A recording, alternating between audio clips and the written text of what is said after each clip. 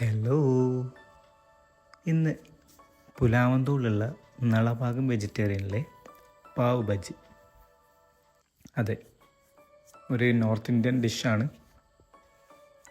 ഒരു മസാലയും പിന്നെ അവരുടേതായിട്ടുള്ള കുറച്ച് കൂട്ടമൊക്കെ ഇട്ട് മിക്സ് ചെയ്ത് ഉണ്ടാക്കുന്നതാണ്.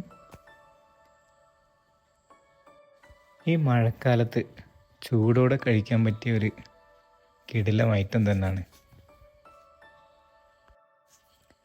പിന്നീട് അതിൻ്റെ സാലഡും എല്ലാം ഒരു പ്ലേറ്റിലിട്ടു. ആ മസാല അതിൻ്റെ സൈഡിൽ ഫില്ലാക്കി. ബാക്കിയുള്ള മസാലയിൽ കുറച്ച് ഗീ ഇട്ടതിന് ശേഷം ഒന്നുകൂടി മിക്സാക്കി. പിന്നീടാണ് ഇതിൻ്റെ മെയിൻ പാവ് ബജിയിലെ ബൺ.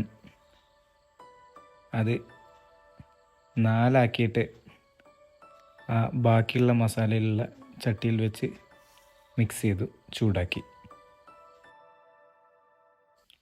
വൈകുന്നേരം ഒരു 4 മണി മുതൽ ഒരു രാത്രി 10 മണി വരെ നമുക്കിത് അവൈലബിളാണ്.